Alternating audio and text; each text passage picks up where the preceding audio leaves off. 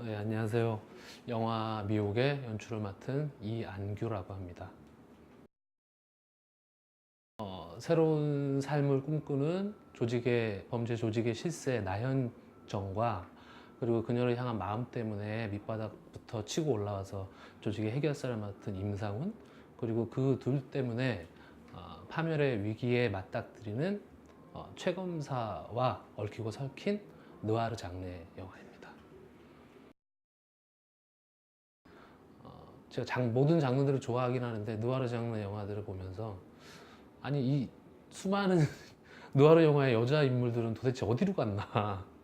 그 출발과 마지막이 영화 안에서 잘 드러나지 않으니까 문득 그 여성들은 어떻게 시작해서 어떤 삶을 끝냈을까라는 궁금함이 좀 생기면서, 어제 느와르 장르는 전형적인 남자 장르라고 사람들이 생각을 하니까 그런 남자 장르 안에 한 여성 캐릭터의 삶을 좀 쫓아가 보면 재밌겠다.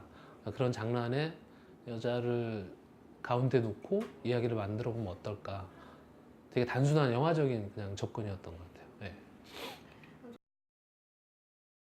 되게 무슨 학구적이거나 영화적인 생각은 아니었고, 뭐 이런 얘기를 한 적 있었죠. 뭐 친한 이제 동생들이 형 뭐 이번 요즘 뭐 쓰고 있어요? 이랬을 때 느와르의 여자 주인공을 딱 던졌는데 그런 인물을 좀 보고 싶다. 뭐 여자들이 봐도 멋있는 여자 주인공. 근데 이제 그 친구가 이런 얘기를 하더라고요. 여자들이 봐도 멋있는 여자 주인공이면 남자들이 봐도 멋있는 여자여야지 그 이야기가 매력적인 거 아니냐. 그 말을 들어서 약간 작은 이렇게 뭐 깨달음이라고까지는 거창하지만 느낌이 있었죠. 이게 단순하게 남자 장르 안에 여자 인물을 던졌다고 해서 흔히 뭐 남자인 척 한다거나 장르의 무게감에 짓눌린 어떤 캐릭터라기보다는 그 친구 말처럼 단순하게 여자들을 넘어서서 남자와는 다른 감성의 결이 있으니까 장르 안에서 장르의 무게감에 짓눌리지 않는 여자 주인공을 꼭 만들고, 그러다 보니까 또 다른 주변의 어떤 인물들이나 남자 주인공들도 클리셰하지만 어떤 외적 조건들은 그렇지 않은 좀 참신한 밸런스를 잡아보는 거에 그런 끈을 놓치면 안 되겠다. 근데 그 말이 제일 중요했던 것 같아요. 여자들이 봐도 멋있지만 그런 주인공이라면 남자들이 봐도 굉장히 매력적으로 느낄 수 있는 주인공이어야 하지 않을까. 예, 그 생각을 좀 많이 했죠. 저는 데뷔니까 이런 인터뷰를 많이 해보진 않았지만 뭐, 1년에 어떤 다른 감독님들이 인터뷰에서 주인공에 관해서 얘기를 할 때 이 배우밖에 생각이 안 났다, 이 배우밖에 없더라, 이런 말을 들으면 제가 좀 코웃음 쳤거든요. 말도 안 되는 거짓말 하고 있다고. 근데 막상 다른 작품이었으면 모르겠는데 이 작품은 어떤 현실적인 대안과 이 캐릭터를 보듬을 품을 수 있는 배우는 김혜수 선배님밖에 없다는 생각이 확실히 들더라고요. 예, 진짜 준비하는 몇 해 동안 다른 인물은 염두에 둘 수가 없는 그런 독보적인 에너지가 있었기 때문에 그냥 인연과 운명이 아닐까. 장르 안에서 성적인 역할을 단순하게 치환하는 건 아니지만 어떤 롤 자체가 물리적으로 성이 바뀌어져 있는 곳에서 출발을 했으니까, 그럼 주변의 인물들, 특히 남성 캐릭터들 같은 경우는 일단 마초적이진 않았으면 좋겠다. 그리고 관객들에게 친근한 배우였으면 좋겠다. 그리고 또 멜로나 되게 로맨틱한 장르나 스위트한 이미지를 갖고 있는 그런 배우가 하게 되면 조금은 비뚤어진 수뇌보 같은 감정을 갖고 있는 인물군들이니까, 남성들이 이 이야기 안에서, 그러면 관객들이 조금 더 그 감정을 좀 가깝게 받아들일 수 있지 않을까? 뭐 이렇게 어떤 배우들을 보면 손에 닿을 것 같지 않고 너무 멀리 있는 배우들 같은데 조금 내가 이렇게 뛰면은 저 사람을 좀 잡을 수 있을 것 같고, 그런 정도의 이렇게 친근함 정도, 익숙함이 있는 배우, 그런 배우였으면 좋겠다는 생각을 많이 했어요. 근데 그런 가운데 기쁘게도 두 배우께서 합류를 하시게 됐죠. 네. 근데 저는 그랬던 것 같아요. 그 인물을 같이 만들어갈 때 굉장히 목적적으로 접근하는 건 아니지만 그런 느낌 있잖아요. 저 사람이 저 옷을 입어도 되게 멋있는데 왜 저 사람 저 옷을 안 입을까? 아니면은 저런 헤어스타일 하면 이쁠 텐데, 그런 굉장히 그거는 기본적인 외적인 그 조건일 수도 있고, 또 다르게 들어가면은 그 보아왔던 다른 영화나 작품을 통해서 보아왔던 모습들이 있는데, 그것이 약간 유머러스하거나 코믹하거나 또 어떤 일부의 영화에서는 조금 찌질하거나 이런 이미지로 다가왔지만, 사실 그 정서의 결은 한 사람을 되게 좋아하고 뭐 좋아하는 것에 대해서 뭐 그 내 뜻이 통하지 않고 뭐 이런 감정들은 똑같거든요.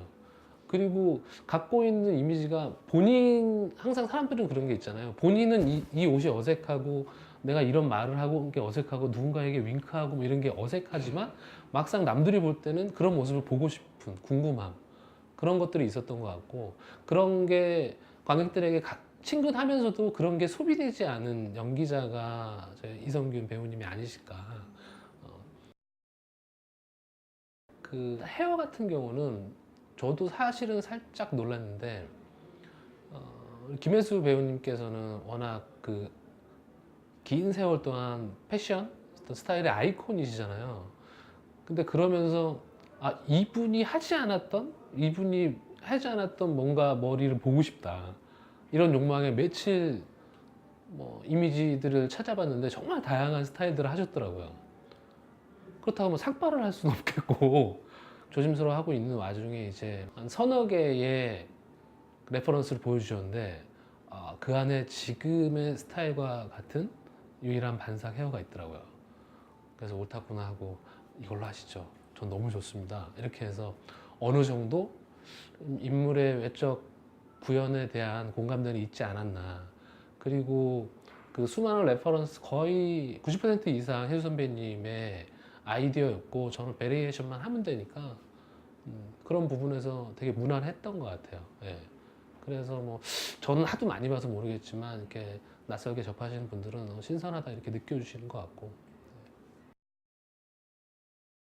현장은 너무 재밌었고, 너무 재밌었는데 뭐 이랬던 것 같아요. 현장이라는 것이, 저도 이제 이렇게 연출부나 이런 생각을 오래 하면서 현장의 분위기들도 많이 바뀌는데, 지금 굉장히 젊어지고 조금은 어떤 부분은 개인적인 문화도 좀 생기고 하는 것 같긴 한데, 그래도 이 집단을 이끌어가는 분위기를 만드는 건 뭐 누가 하나는 아니고 대부분 이제 어떤 헤드 스태프들의 성향이라든가 이 영화를 만든 제작사 뭐 내지는 프로덕션의 성격, 그리고 주연 배우님들, 그리고 저를 포함한 연출이라든가 뭐 실질적 진행하는 친구들의 성향이 모여서 분위기가 만들어지는 것 같은데, 뭐 하나 이렇게 모나거나 서로를 누가 하나의 뭐 영향이라기보다는 서로가 서로를 조금씩 배려하면서 자신의 롤을 정확하게 해내려는 의지들이 좀 모여서 자연스럽게 분위기가 만들어진 것 같고,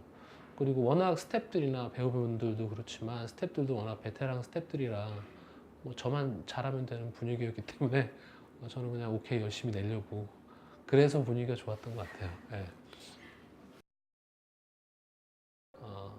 그 특별한 이 어두운 세계에 있는 사람들이고, 그리고 현정이라는 인물이 해야 될 일들이 있고, 상훈이라는 인물이 해야 될 일들이 있는데, 거기에는 사람이 가장 오래 머무는 공간에는 어떤 특별한 구성과 자기만의 이유들이 있는데, 라떼트 같은 경우는 뭐 이야기 속에 드러나진 않지만 현정이 무언가를 위장해서 작업하는 공간이기도 하고, 그러면서 굉장히 여성적인 코드가 있는 공간이어야 하기도 하고, 또 하나는 이건 정말 이야기에 드러나지 않지만 뭐 저 혼자만 생각하는 거지만, 감옥살이 한 번쯤 해봤을 텐데 감옥에서 뭘 배우지 않았을까, 미용 기술이나 뭐 이런 것들을 생각해 봤을 때, 그리고 또 미용실이 남자들한테 굉장히 좀 생경한 공간이거든요. 그러니까 단순한 미용실이 아니라 뭐 우리가 흔히 얘기하는 비싼 어떤 그 럭셔리한 샵을 갔을 때는 문 열고 들어가기 어려운 이상한 위압감이, 여성들의 공간에 갖는 위압감들이 있고,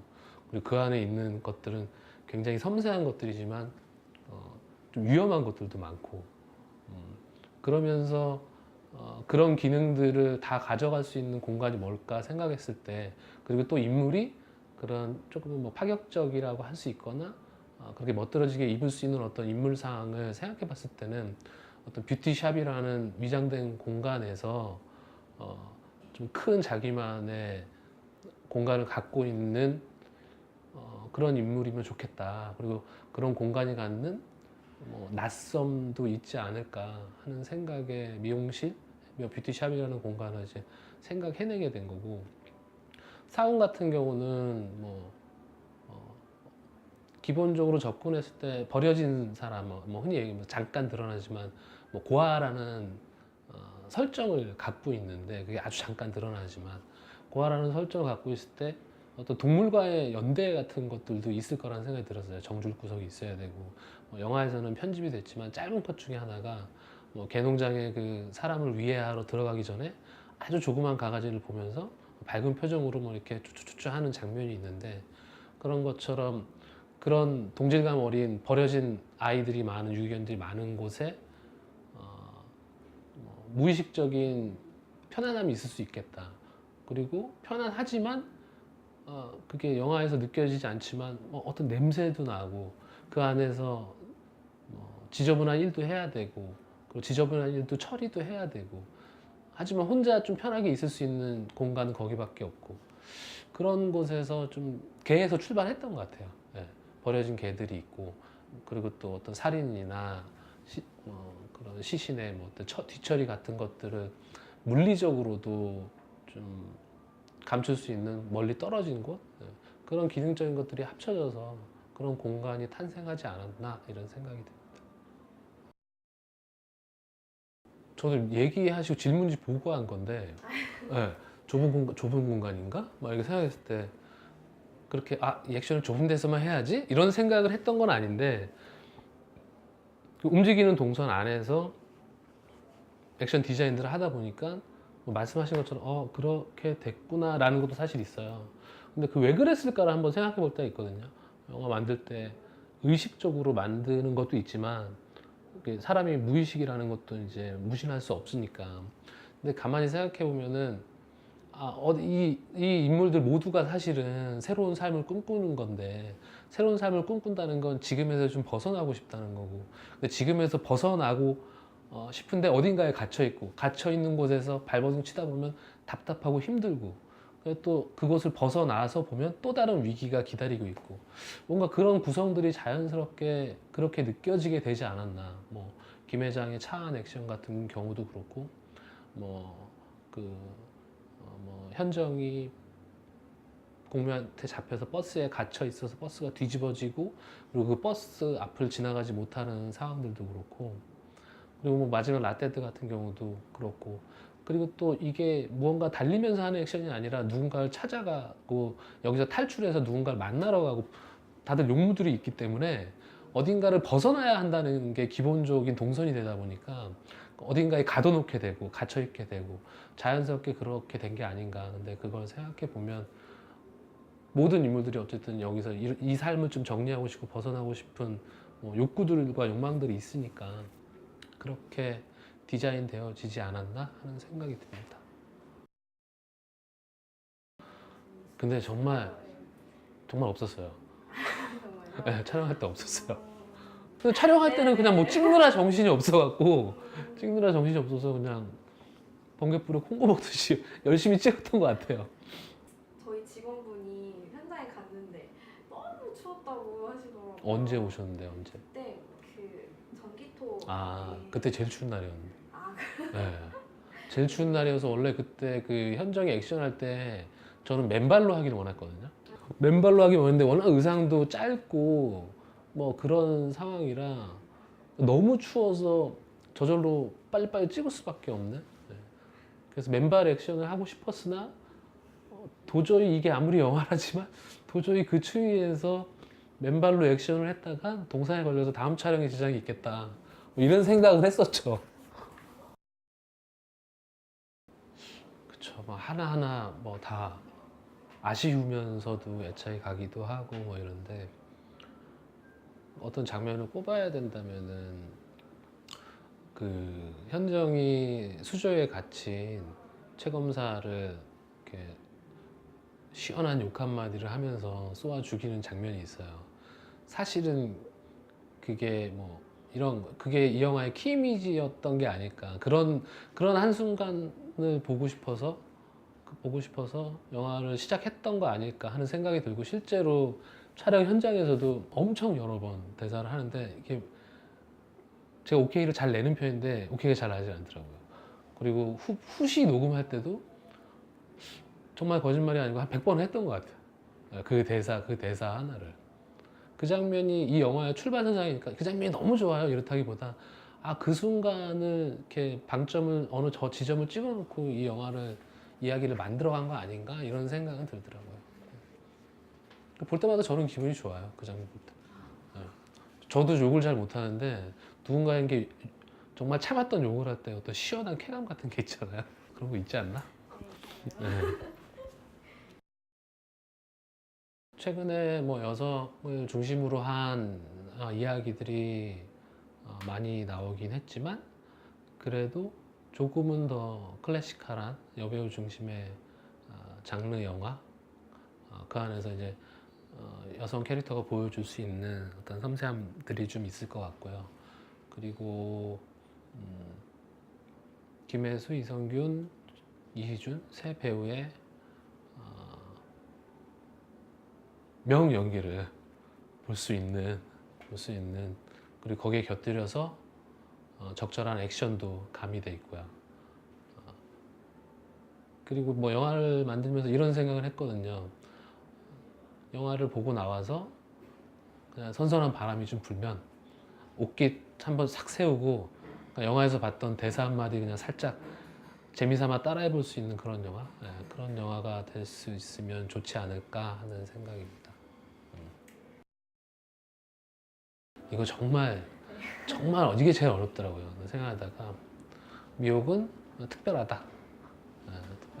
특별하다는 게 오래 전부터 혼자 가지고 있던 이 영화의 가제 같은 것들이 있었는데 특별하다는 게 단순하게 특이하다 뭐 이런 개념이라기보다는 정말 누군가에게 어떤 특별한 존재, 이 영화 안에 등장하는 사람들에게 각자의 입장에서 특별한 존재이고 또 저에게도 제가 만드는 입장에서도 특별한 존재이다 보니까 미혹은 특별하다, 스페셜하다.